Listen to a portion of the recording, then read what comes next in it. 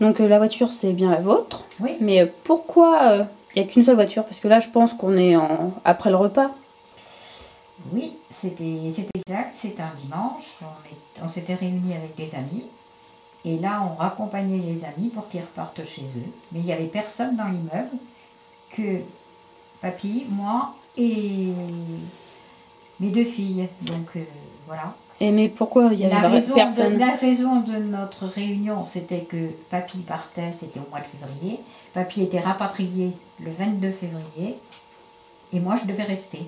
En attendant que la France se décide à nous rapatrier, nous, ou qu'on rentre par nos propres moyens, comme ont fait tous les voisins qui devaient partir, qui sont jamais venus habiter là, quoi, en fait. Et il y a vraiment peu d'immeubles autour, on peut voir que c'est vide. Il y avait 2 barres d'immeubles comme ça, mais qui étaient vides. C'est complètement vide derrière. Ben oui, c'était tout neuf, ça venait d'être terminé. D'accord. Mon papy est parti le 22 février.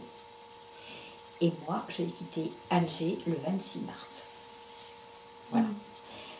La raison est celle-là, donc il ne peut pas savoir tout ce qui s'est passé ce fameux 26 mars.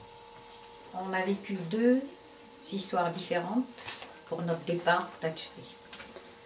Oui, mais Parce que lui, il est parti avec... il a été rapatrié avec sa compagnie de CRS. Et moi, je suis restée comme toutes les autres femmes de CRS, en attendant que les événements se passent. Et mamie est rentrée par ses propres moyens, après... En avion. Oui. En avion, après avoir séjourné avec nos 2 filles, de 2 ans et 1 an, pendant 36 heures à l'aéroport d'Alger. Sans boire ni manger, pour les enfants surtout. pourquoi vous êtes resté 36 heures à l'aéroport? Ce qui m'a poussée à rester, c'est que, c'était mes parents qui m'ont accompagnée. Il y avait grève surprise à l'aéroport, à Maison Carrée, non, c'est Maison Carrée, et à l'aéroport d'Alger. Et on m'a dit, asseyez-vous, il y aura certainement un avion qui va partir. Et un CRS de métropole est venu vers moi et m'a dit ce que je voulais faire. Alors je lui ai dit, je veux absolument rentrer en France pour rejoindre mon mari. Il m'a dit, écoutez, je suis sûre qu'il y a un avion qui s'en va bientôt, qui partira dans la journée, dans la nuit, je ne peux pas vous dire à quelle heure. Asseyez-vous là avec vos enfants et je vais guider vos parents pour sortir d'Alger. La raison était simple, c'est qu'il y avait une manifestation rue d'Isly à Alger et il a évité à papy et mamie de passer rue d'Isly. Il les a fait sortir d'Alger sans passer dans la manifestation. Papy et mamie, c'était vos parents? C'était mes parents. Ce qui leur a évité d'être pris dans la fusillade. À la suite de cette interview, j'ai décidé d'interroger la voisine de mes grands-parents, Roberte, qui elle aussi a vécu ces événements.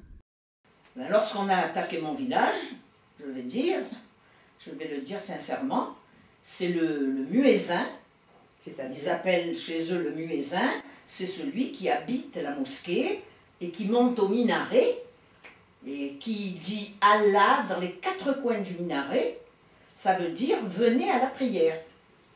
Mais le jour où ils ont attaqué le village, ça voulait dire allez, commencez à tirer. Et ils étaient tous camouflés dans les orangers, les oliviers, et ils ont commencé à tirer. Et on peut remercier le ciel, Dieu, de nous avoir envoyé la veille, c'était un samedi soir, des Sénégalais qui étaient arrivés le vendredi au village. Et le capitaine du régiment sénégalais est allé à la mairie demander au maire s'il ne s'était rien passé jusqu'à maintenant. Alors le maire a répondu, il n'y a eu aucune exaction dans le village jusqu'à présent. Oh, il dit, ben, je laisse mes hommes au repos parce qu'ils viennent de Tunisie et ils ont vraiment besoin de se reposer. Bien, ils n'ont pas eu le temps de se reposer parce que le lendemain, notre village était attaqué. Nous vivions très bien et en très bonne entente avec eux, là-bas. Moi, on jouait, mes frères et moi, nous jouions au foot avec une balle en caoutchouc, en chiffon plutôt.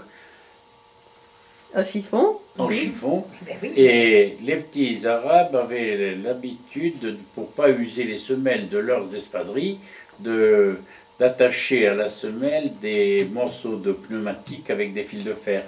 Et nous les faisions jouer pieds nus. Mon père, voyant ça, nous faisait jouer pieds nus également. Et toi, Mani?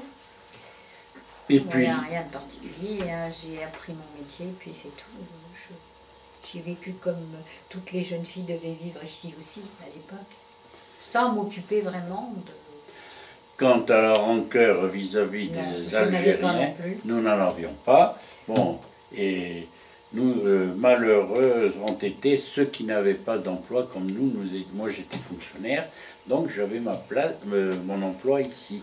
Mais beaucoup de pieds noirs sont rentrés en laissant tous leurs effets là-bas et sans emploi en France. Donc vous, en tout cas, vous avez bien vécu cette Nous avons très bien vécu ce retour et nous avons perdu qu'une seule chose. Au départ, en 1960, dans notre entrée, c'est le climat et la chaleur que nous avions là-bas. Et les amis. Et en plus, toute la famille compte, a ça été aussi. un peu dispersée.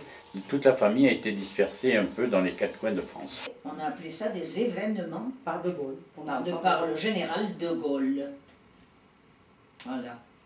Et on a appelé le général de Gaulle pensant qu'il allait garder cette terre française. Alors que eux, le réseau FLN, voulait l'indépendance.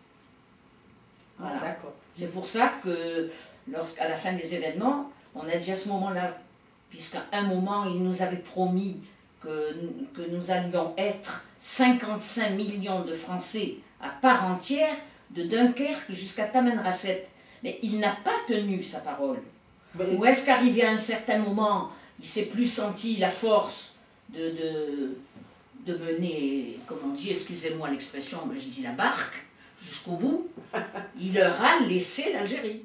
Je revois le général de Gaulle avec ses deux bras en l'air, comme ça, comme il avait l'habitude. En effet. Français, Françaises, je vous ai compris. Et il a continué en ces termes, valeureux combattants du Djebel. Le Djebel en arabe, cela veut dire montagne. Alors les valeureux combattants du Djebel, c'était le FLN, c'était les Félagas qui combattaient contre les soldats français.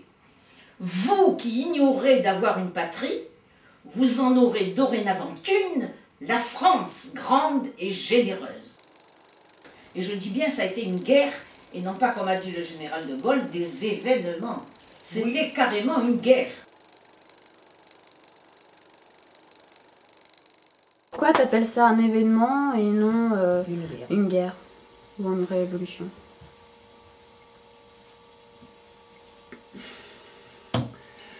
Parce que l'Algérie étant française, il n'y a pas de guerre dans des départements français. Et il y avait des départements français en Algérie.